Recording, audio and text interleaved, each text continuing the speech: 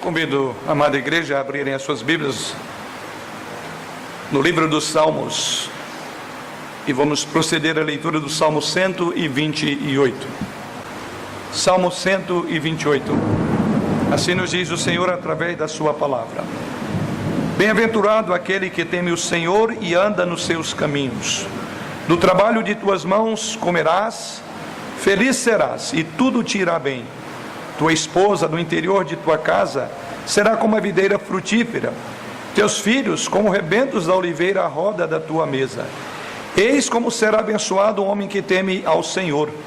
O Senhor te abençoe desde Sião, para que vejas a prosperidade de Jerusalém durante os dias de tua vida. Vejas os filhos de teus filhos. Paz sobre Israel. Que o Senhor assim nos conduza por meio desta passagem a instrução dessa noite.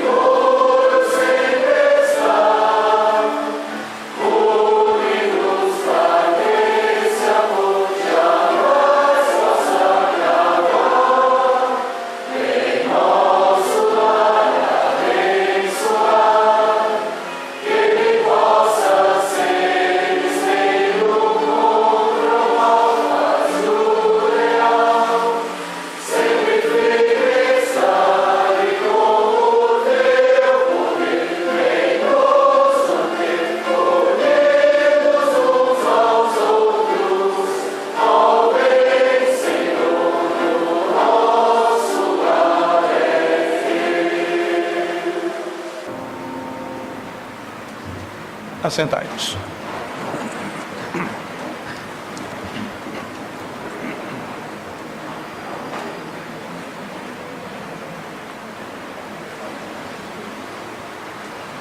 Se porventura você fechou a Bíblia, por favor, abra novamente.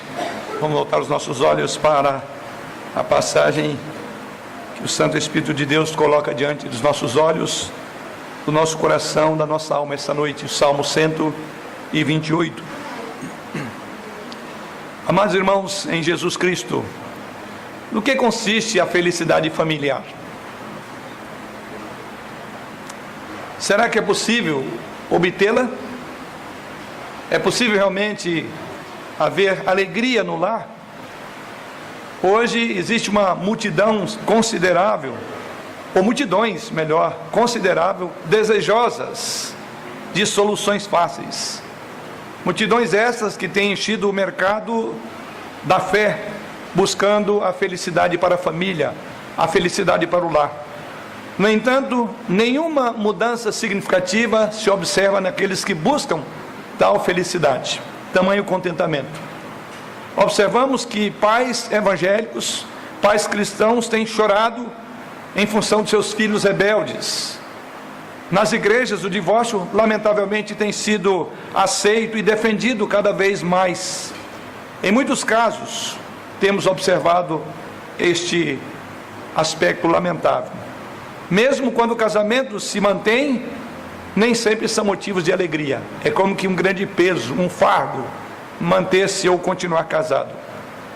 Para uma grande parte da nossa sociedade no tempo atual, família, eu diria que é um mal que nós suportamos. Não conseguimos viver sem ela. Algo que tem lá, como dizem alguns, seus momentos de alegria, mas que traz consigo inúmeros problemas. Os filhos, lamentavelmente, têm sido vistos como um estorvo. Prova disso é que as famílias cada dia mais são menores. O número de filhos tem diminuído assustadoramente nos lares da nossa nação. E cada vez mais ouvimos de pessoas que dizem preferir cachorro do que criar filhos. Aliás, elas seguem o seguinte lema: quanto mais conheço as pessoas, mais amo os meus cachorros. É lamentável.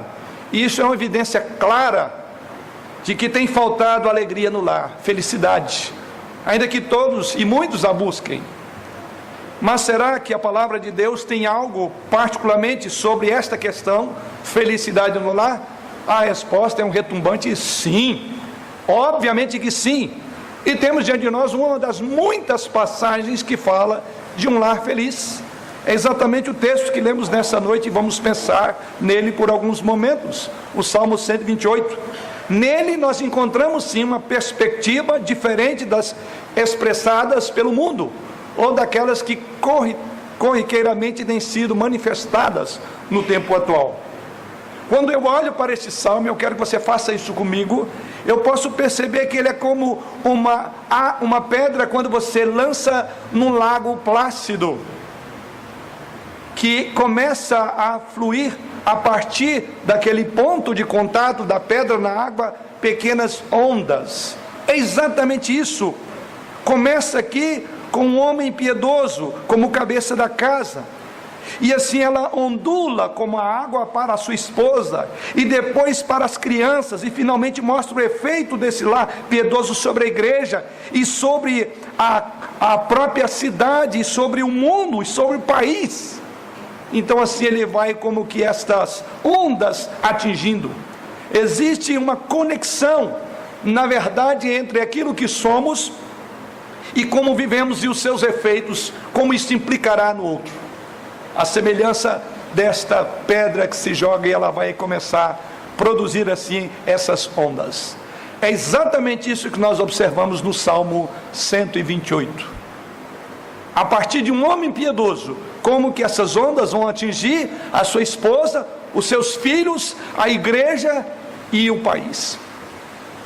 É exatamente isso que nós queremos olhar. E vamos obedecer à própria estrutura do texto, ou seja, vamos começar de onde essa pedrinha é colocada para ver os efeitos que ela produzirá. E ela começa exatamente com este homem piedoso descrito logo no início do texto que lemos aos irmãos essa noite, no Salmo 128, o verso de número 1. E o nosso propósito essa noite é seguir essa progressão no ensino do Salmo, é ver essas ondas, como elas vão acontecer. E ao fazer isso, certamente vamos observar como tema para essa mensagem: um lar feliz é um lar que teme e anda nos caminhos do Senhor. Este é o lar feliz, que teme e anda nos caminhos do Senhor. Vamos buscar a direção do Senhor mais uma vez, para encontrarmos a alegria desse lar, para encontrarmos a razão de ser deste lar, porque creio que este deve ser, e se não é o seu desejo de que seu lar seja um lar feliz. Vamos orar. Pai, mais uma vez nós curvamos-nos diante do Senhor, tendo a convicção de que Tu queres para os nossos lares a felicidade e a alegria, e para tanto Tu nos apresentas através da Tua palavra todas as necessidades básicas de um lar, ou todos os princípios elementares para um lar feliz, que começa exatamente no temor do Senhor. E ajude-nos para que, como maridos, esposos, homens e líderes dos lares, sejamos como aquele que inicia esse processo que de alguma forma atingirá todas as áreas da nossa família. Esta bênção que te pedimos, abra-nos, pois, os nossos olhos, para que não só compreendamos e venhamos a enxergar a verdade da tua palavra, mas que ela possa produzir um coração temente ao Senhor, que por sua vez produzirá alegria no lar. É a oração que fazemos em nome de Jesus. Amém. Vamos começar pelo início dessa pedra que ela é jogada. E a primeira proposta, a primeira colocação deste salmista é exatamente a que está no verso 1. Bem-aventurado aquele que teme ao Senhor e anda nos seus caminhos.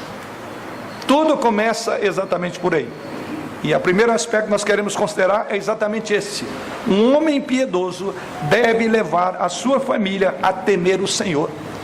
Porque é aí que está a bem-aventurança. A bem-aventurança é quando este homem que teme ao Senhor anda no caminho do Senhor.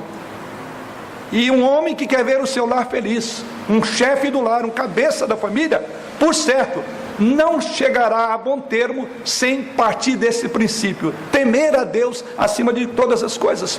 Por isso que a nossa primeira reflexão é exatamente sobre este homem piedoso que trata o texto.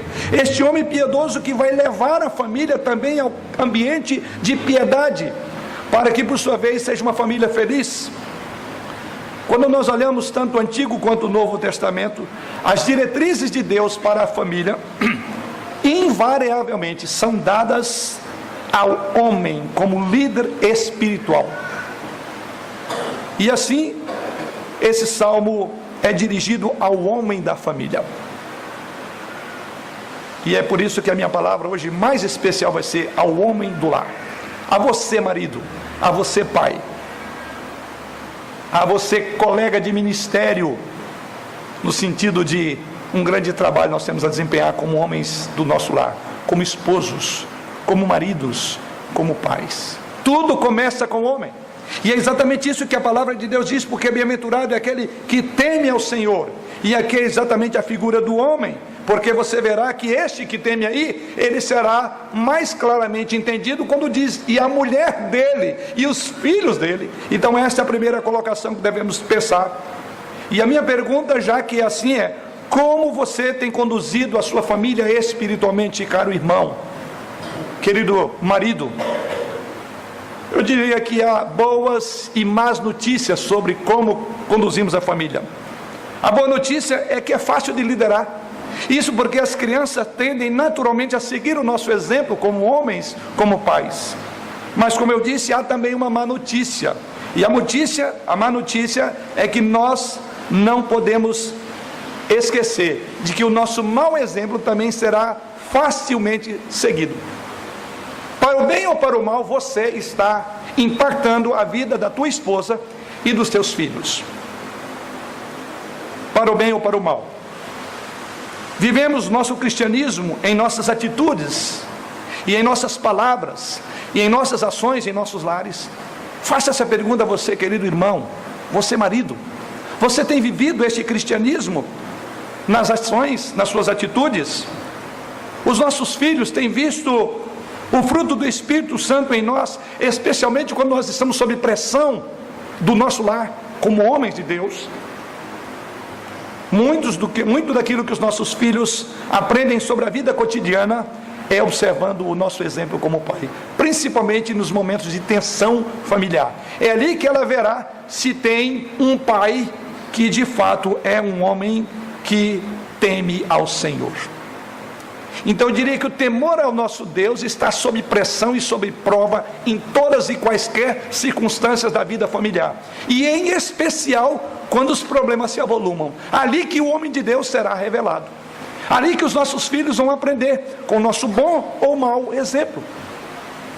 Um estudo revelou, e esse é um estudo da Outra América, mas que é válido porque ela tem um contexto mais amplo, esse estudo numa revista de pastores no mundo inteiro, revelou que se ambos os pais frequentam a igreja de forma regular, 72% dos filhos permanecem fiéis.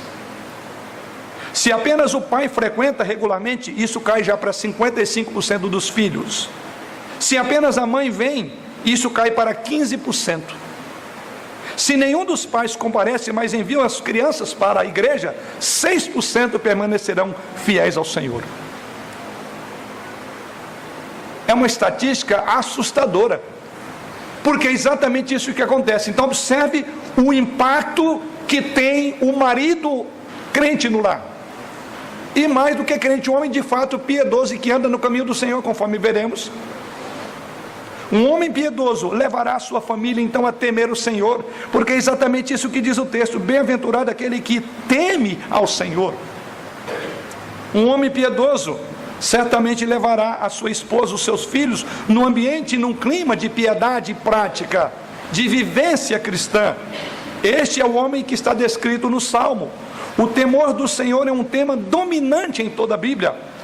Tanto é verdade que Salomão conclui dizendo que o temor do Senhor é o princípio da sabedoria. Quer ter um lar feliz, quer ser um homem sábio, tema a Deus. Mas se você quer ter um lar, como diz o texto sagrado, isto é fundamental. Mas a pergunta seria: o que é isso que o salmista diz? O que significa um homem que teme ao Senhor? O que é o temor do Senhor? Eu vou definir e vou dar o conceito em poucas palavras. O que seria o temor do Senhor? Eu o defino como um respeito saudável e referencial por Deus. Desculpe, reverencial.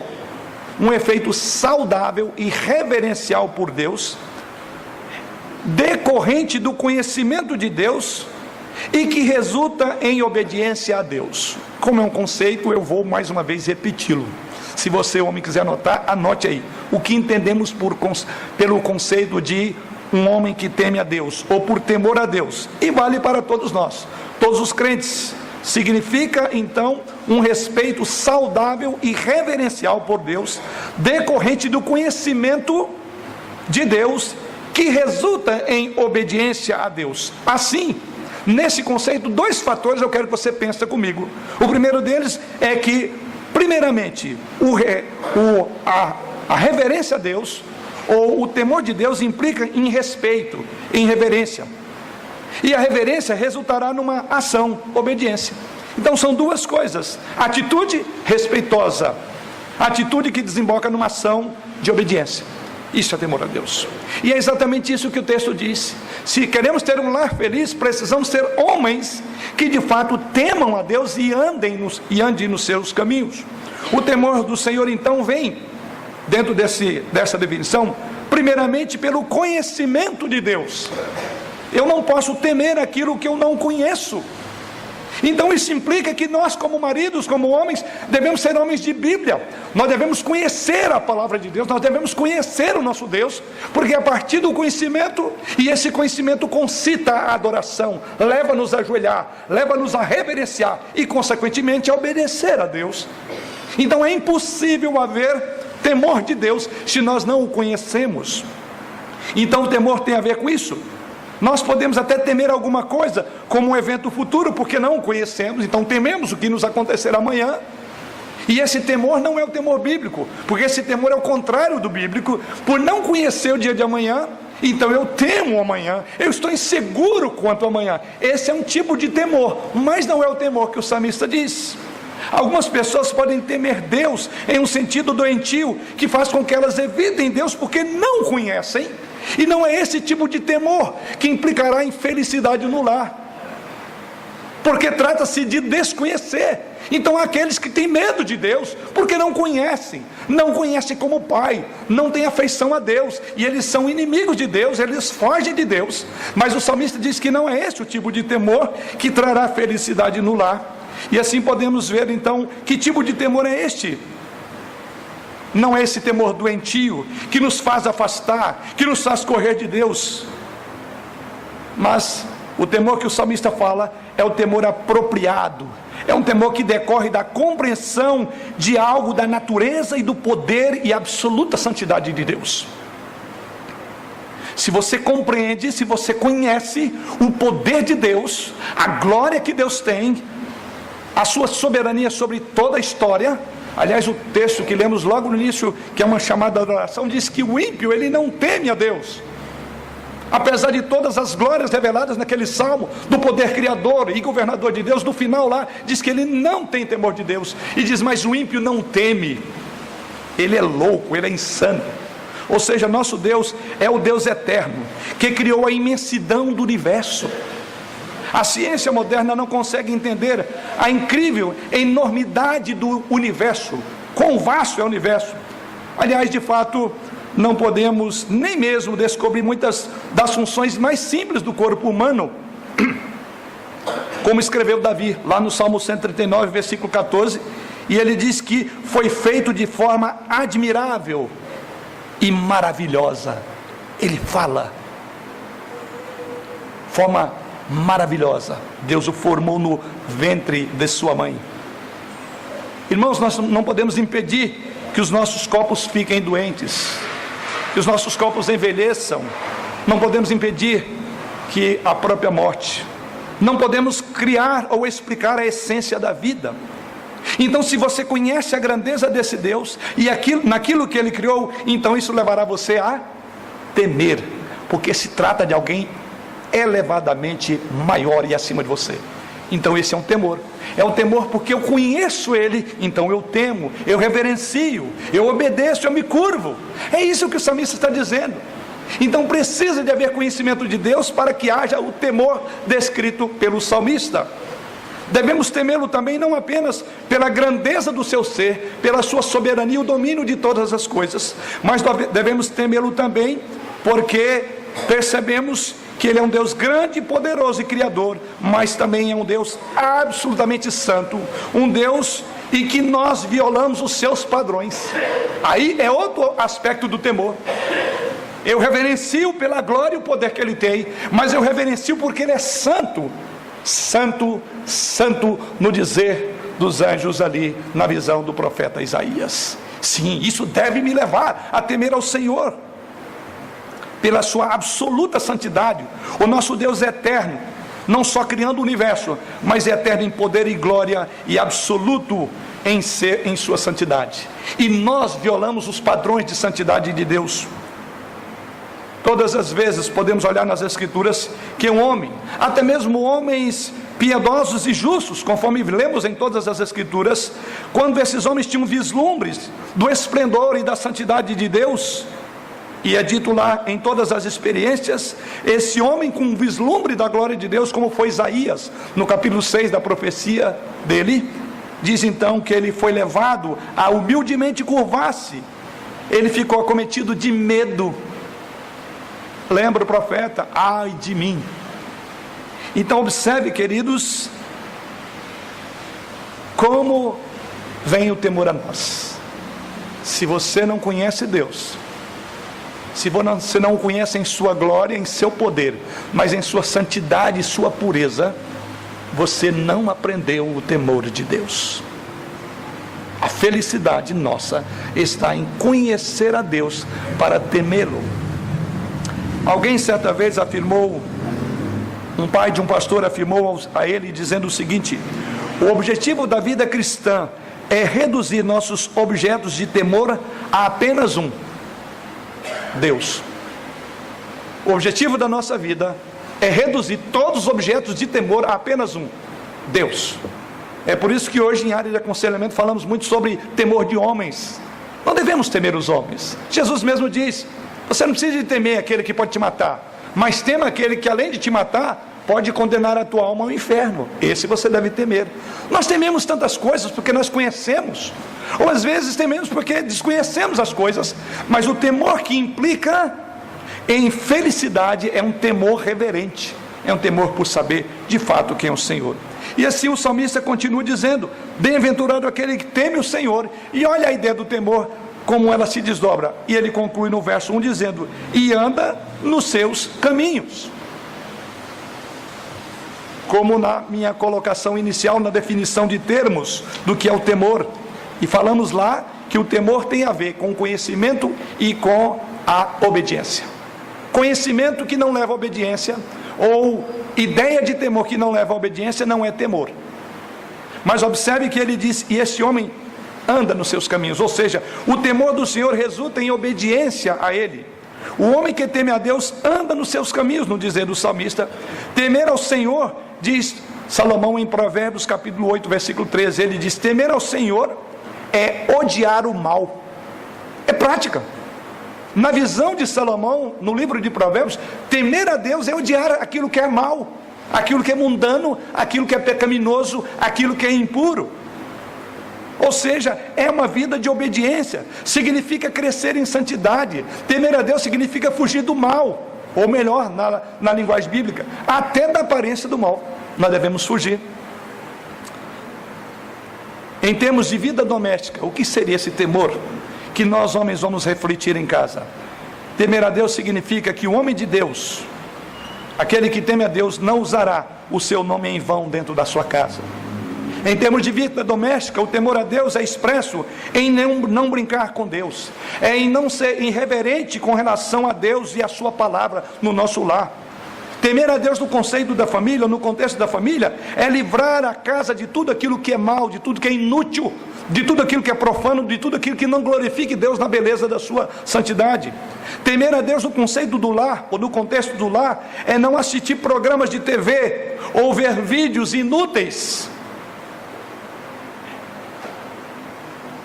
é não envolver em pornografia, é não buscar outra fonte de prazer senão Deus. Isso é temor de Deus dentro de casa. Os nossos filhos estão vendo isto.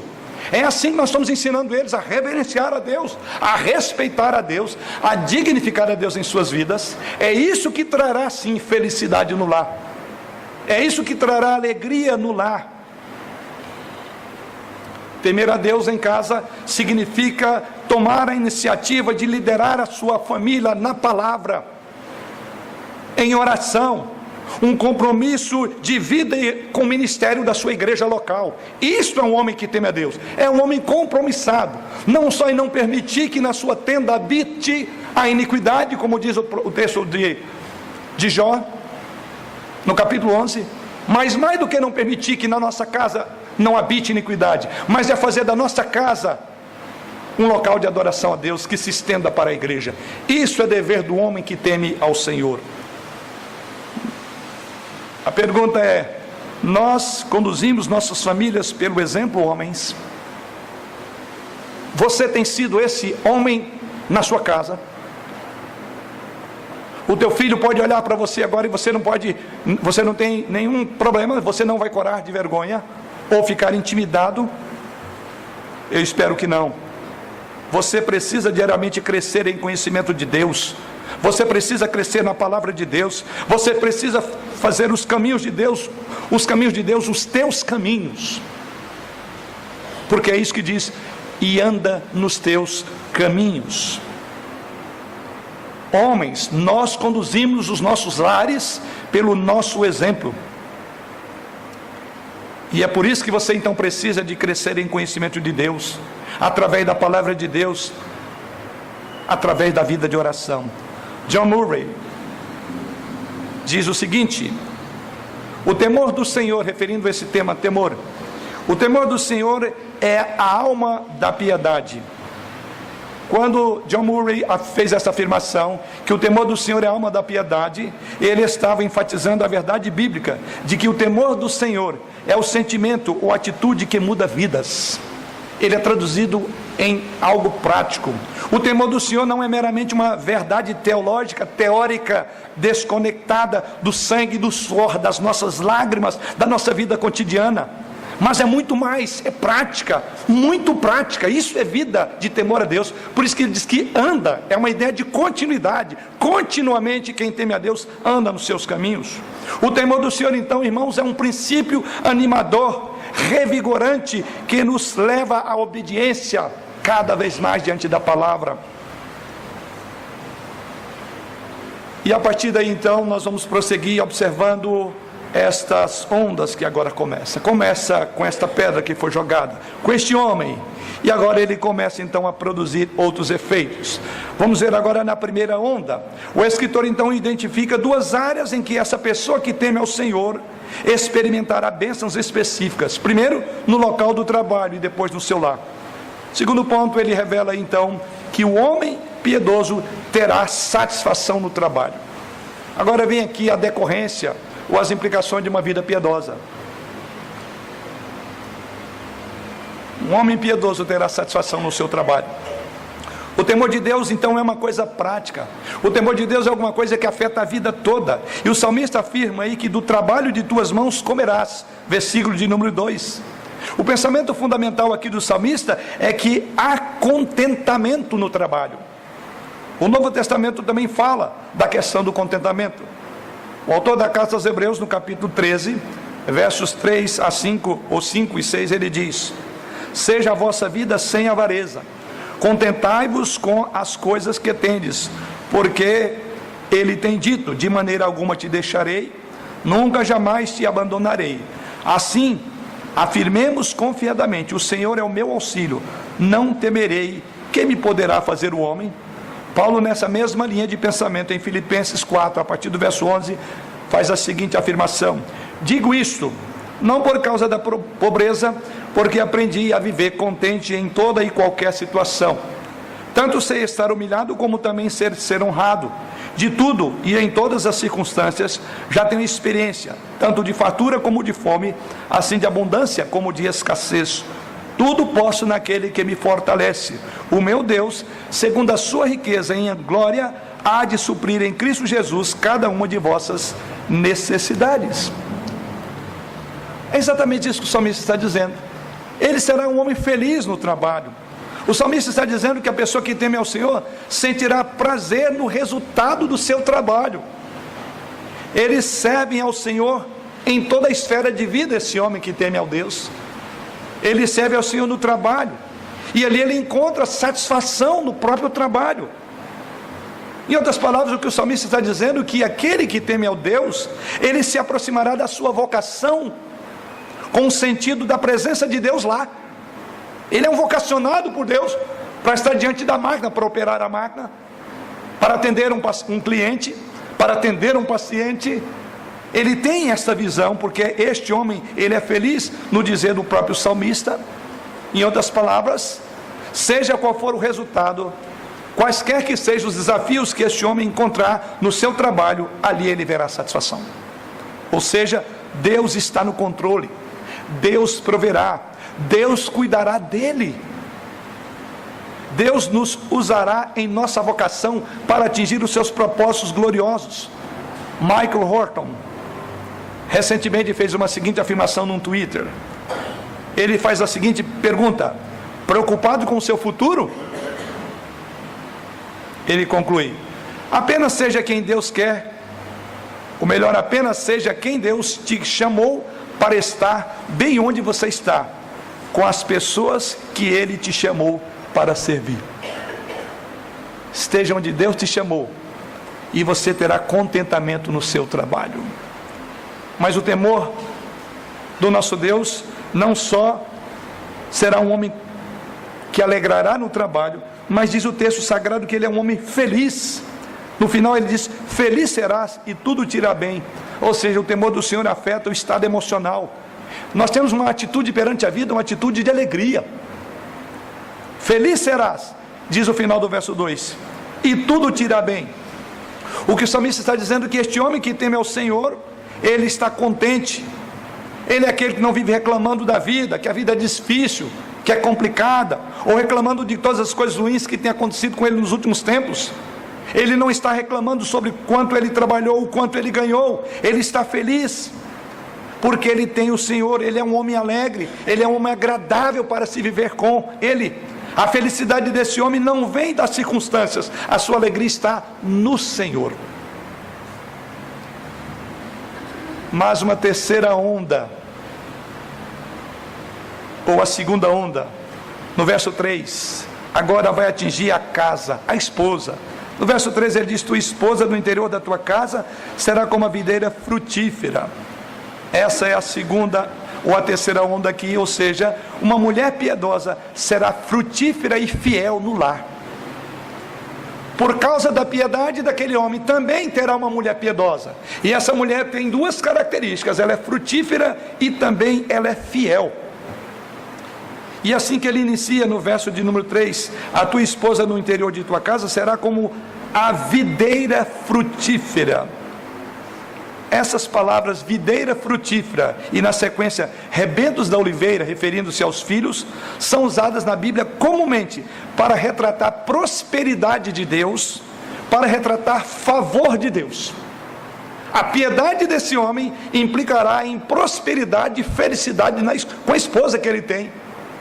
É isso que diz o texto. A esposa é descrita aqui como uma videira frutífera no interior da casa. A frutificação é o principal pensamento da figura da videira usada pelo salmista. O principal objetivo de uma videira é dar frutos. Existe provavelmente 2 sentidos de fecundidade aqui, quando ele usa a palavra videira. Primeira, a gravidez, e segundo, produtividade. Os hebreus, conforme os irmãos certamente têm lido as Escrituras, viam as crianças como uma bênção de Deus. Está no Salmo anterior, o Salmo 127. Herança do Senhor são os filhos. A esterilidade muitas vezes era vista como uma maldição.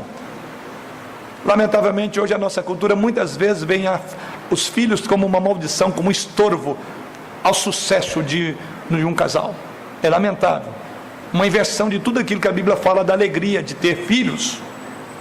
A fecundidade dessa esposa piedosa retratada no texto não refere apenas a gerar filhos, mas também a sua produtividade. É por isso que ele diz que essa esposa, ela é uma mãe piedosa, ela não será uma mulher preguiçosa, ela não será uma mulher egocêntrica, sem rumo, que passa o dia diante da televisão, assistindo reality show ou novelas, mas ela é produtiva, que é a figura da videira também. Ela é diligente e produtiva, ela é trabalhadora para propiciar uma vida familiar saudável, agradável, nutritiva para o seu lar. É a mulher descrita em Provérbios capítulo 31, aquela mulher ideal. Uma mãe piedosa fará com que a sua casa seja um lar agradável para se estar e para viver. E essa é a imagem que o salmista tem quando pensa em uma mulher piedosa também. Essa mulher piedosa não é apenas frutífera, mas ela é fiel. E onde é que encontramos a ideia de fidelidade aqui? Quando ele diz assim, no interior de tua casa.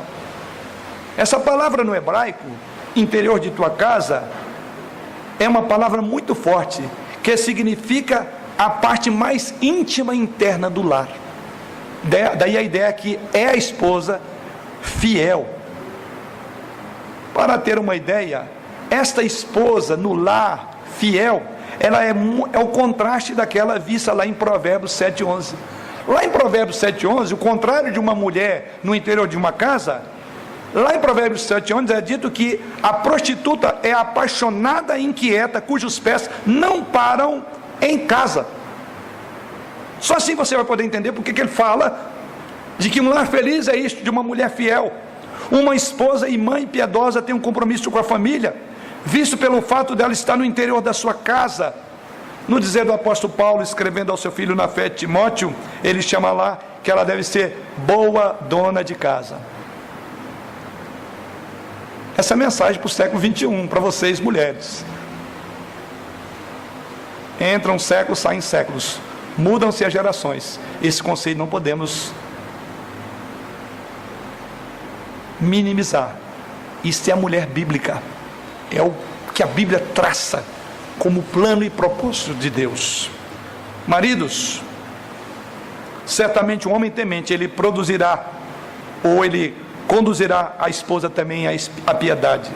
Se sua esposa não é piedosa, se ela não é santa, se ela não está andando no caminho do Senhor, então talvez você deva se examinar a partir da primeira divisão do versículo 1. Volte a avaliar se você tem sido este homem, como diz as Escrituras Sagradas. Maridos, vocês estão vivendo em casa de uma forma piedosa, que a esposa de vocês pode florescer como uma videira no coração do seu lar. Você a trata com respeito, você cuida especialmente dela, você dá segurança a ela, você a conduz de forma sábia. Para os homens que não tiveram aqui ontem, foi maravilhosa a nossa tarde. O homem bíblico. Mas para aqueles que perderam a primeira parte, foi tão empolgante o nosso debate em cima do livro, que temos algo mais para o nosso próximo encontro. Seguindo o modelo das mulheres, elas estiveram ano passado estudando sobre a mulher segundo o coração de Deus. E agora nós estamos olhando o homem bíblico. Esperamos que seja uma perfeita relação entre a mulher segundo o coração de Deus, e segundo algumas irmãs levaram, a visão é essa, de todos os lados. Também ontem nós levamos de todos os lados, mas isso é maravilhoso, porque todos nós queremos o quê? Esse lar feliz, e o lar feliz precisa de um ajuste. Nós maridos precisamos nos ajustar, as irmãs, esposas precisam de ajustes, para que de fato tenhamos aquilo que nós mais desejamos, felicidade no lar. Mas a felicidade tem um preço, é a da fidelidade, é da esposa no interior de uma casa. Quero fazer aqui uma colocação, quanto à minha preocupação com aquelas mães cristãs que têm abandonado a casa em função da carreira profissional. Eu percebo que às vezes isso é necessário, eu compreendo, queridas irmãs, e portanto até me simpatizo com muitas mães que por necessidade têm que trabalhar para fazer o lar para os seus filhos, e eu me simpatizo com você. Que Deus seja gracioso com essas irmãs e que supra de alguma forma a sua ausência do seu lar. Mas fico triste quando as mães trabalham para fornecer à família mais riqueza do que é necessário, ou para fornecer à mulher a realização profissional que ela supostamente precisa em função da sua carreira profissional.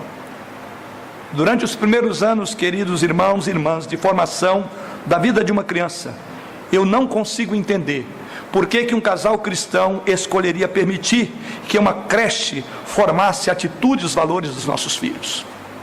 Não consigo avaliar isso de uma forma aceitável à luz das Escrituras.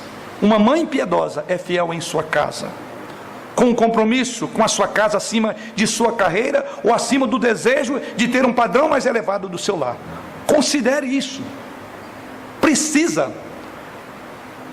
De que adianta, diz as Escrituras, ganhar o mundo inteiro, diz Jesus Cristo, e perder a alma? De que adianta nós darmos mais do que precisa no lar? Então os casais, as famílias precisam de ter bom senso. Até onde vai a busca de satisfação, de complementação, de conforto? Hoje temos uma geração extremamente confortável em casa, basta olhar para a nossa, a que antecedeu esses nossos filhos. Eles estão em berços de ouro, e no entanto o que temos recebido de troco é uma ingratidão, não por aquilo que nós demos a eles, mas pelo que nós não passamos, porque nós entregamos muito de recursos e de nós mesmos nada. É uma geração complicada. O futuro nosso está, de certa forma, é um futuro sombrio, sob uma perspectiva catastrófica, por causa de algo tão simples. Falta aquela esposa no interior da casa, para fazer aquilo que a babá não fará, que nenhuma creche, por melhor que seja, com câmeras e tudo, não fará. Temor do Senhor. É isso que os nossos lares precisam, as nossas casas precisam, porque apesar de toda a estrutura, muitas dessas casas que tem babá para tudo, que tem creche para tudo, são infelizes. Os filhos estão se perdendo. Assim, observamos, voltando ao nosso texto, que um lar feliz terá um homem que conduz a sua família no temor do Senhor. E a primeira onda é que ele será um homem feliz no lar, no seu trabalho, será um homem realizado na sua vocação. A segunda onda é que ele terá uma esposa frutífera no lar. Mas agora vemos uma outra onda, como parte do plano de Deus, e entramos agora no final do verso 3, quando ele diz lá: teus filhos como rebentos da oliveira à roda da tua mesa. Em crianças crescerão frutíferas e continuarão o legado piedoso do lar. Olha que tudo começou com aquele homem piedoso, e aqui temos uma outra implicação: crianças crescerão frutíferas e continuarão o legado piedoso do lar. Tem algo melhor do que isto? de que os nossos filhos sejam esses rebentos. E quando a nossa história terminar aqui, eles prosseguirão na história de homens que por sua vez também temerão a Deus, que terão esposas tementes a Deus, que terão lares felizes também. O projeto para uma casa feliz inclui crianças, descritas no texto aqui como oliveiras ao redor da mesa. O que significa dizer que essas não são árvores maduras, mas são pequenos brotos que crescem em torno da oliveira madura, principal.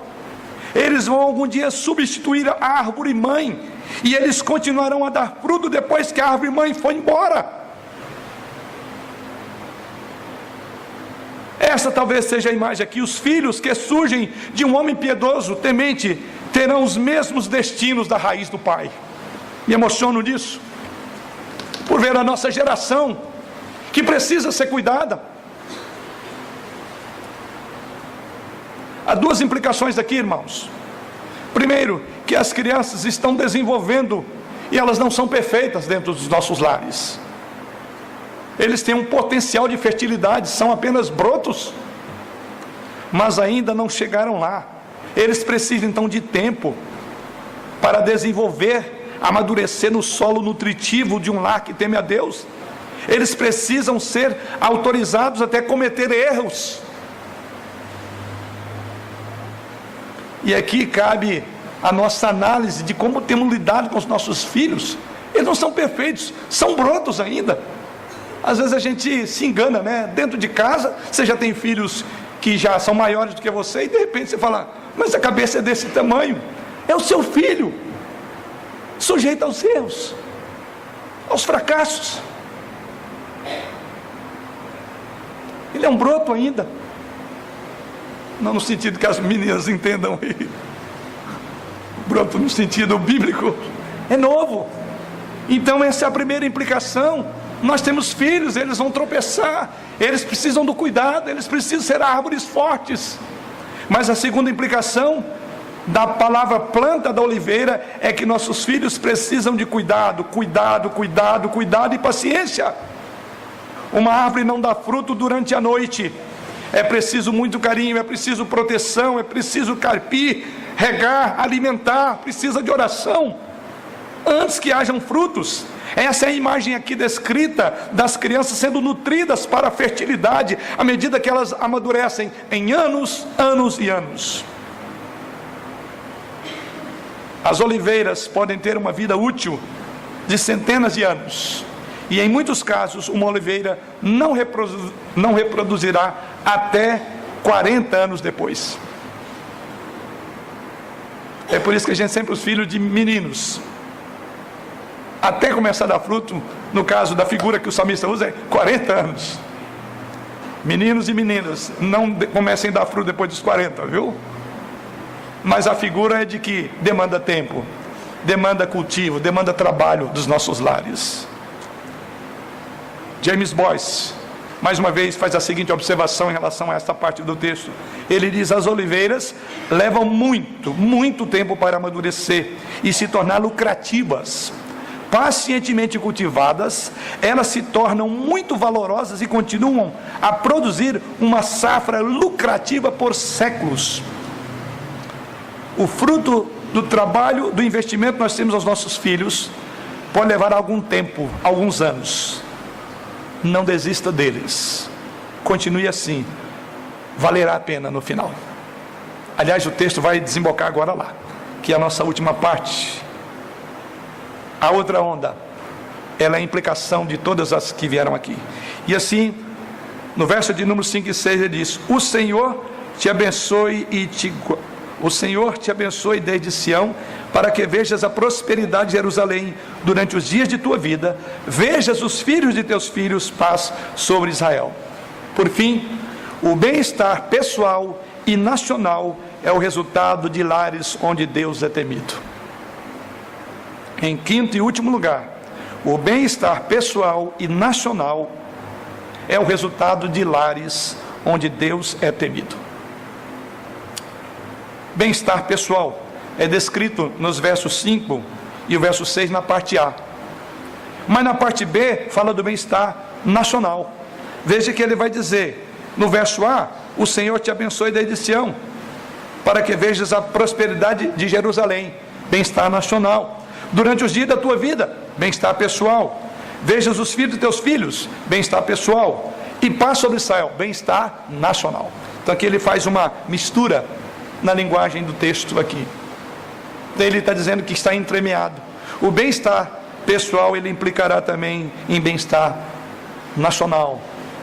E assim observamos, ele diz duas coisas aqui. Primeiramente, o homem piedoso, com esse multiplicar de ondas, e todo o seu lar agora se multiplicará, e as ondas vão crescendo. Ela começou com a primeira pedra de um homem piedoso lançado ali, que depois se uniu à primeira onda da sua esposa, que se une agora a uma segunda onda dos filhos, e agora leva uma igreja inteira, leva a nação inteira, todos serão abençoados. É isso que ele diz, por isso que ele exclama no verso de número 4: eis como será abençoado o homem que tem o Senhor. E numa enxurrada ele diz, agora vai atingir Jerusalém, ele vai chegar ao templo, e vai chegar à nação de Israel. Que coisa maravilhosa! Primeiramente, florescerá na igreja. O salmista escreve aqui: o Senhor te abençoe desde Sião. Aqueles que temiam o Senhor, portanto, buscavam a verdadeira felicidade em Sião, tinham uma consideração especial pela cidade de Deus.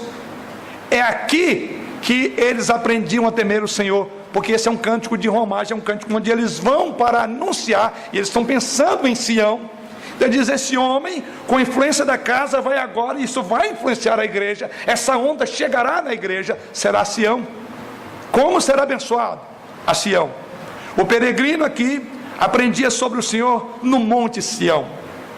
A igreja é o lugar de Deus, onde nós aprendemos aquilo que iniciamos no Salmo, a temer ao Senhor, porque aprendemos a conhecer Deus em quem Ele é, em sua glória, em sua majestade, em sua soberania, em seus atributos e em sua pureza e santidade. A igreja é o Monte Sião nosso, sim. Aqui aprendemos que a igreja é, em muitos aspectos, a chave para que essas coisas boas aconteçam na casa.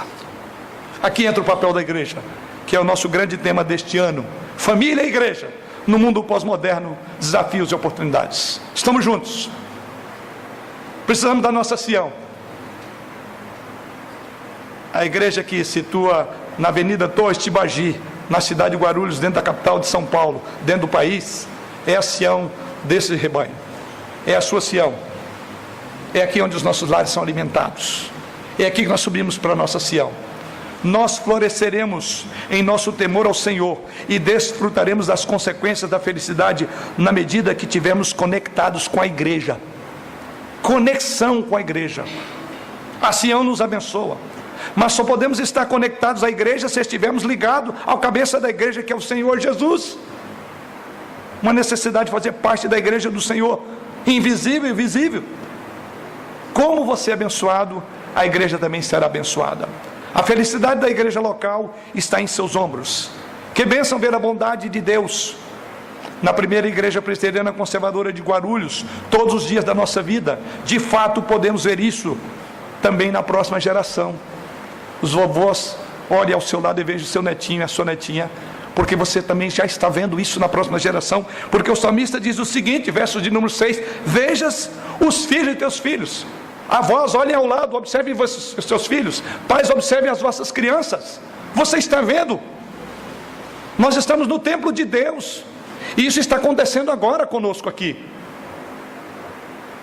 Mas não só o florescimento na igreja, mas depois disso, que isso agora da igreja se expande para a nação.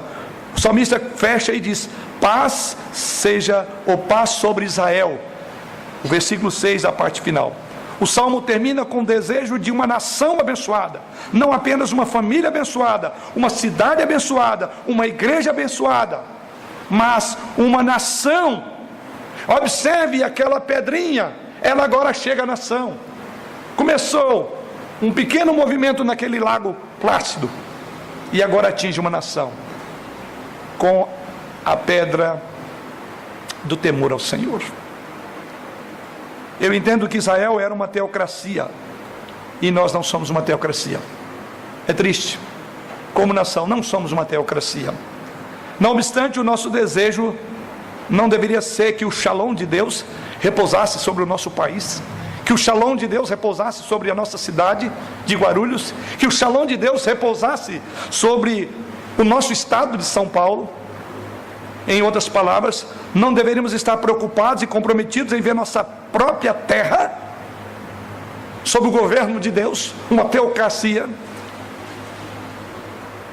porque Salomão afirma lá em Provérbios capítulo 14, versículo 34, a justiça exalta uma nação, mas o pecado é uma vergonha para qualquer povo. A justiça exalta uma nação, mas o pecado é uma vergonha para qualquer povo. Você consegue agora, irmãos, para finalizar, pensar em uma motivação mais prática, poderosa, para o temor de Deus do que essas bênçãos escritas? Certamente que não. Se queremos ver a nossa nação mudar, devemos começar dentro das nossas casas. Devemos seguir, por assim dizer, o plano de Deus, tornando-nos homens e mulheres, crianças, jovens e adultos, que temam o Senhor e andam nos seus caminhos, ensinando também os nossos filhos, pelo nosso exemplo, pela nossa palavra, a crescer também no temor do Senhor.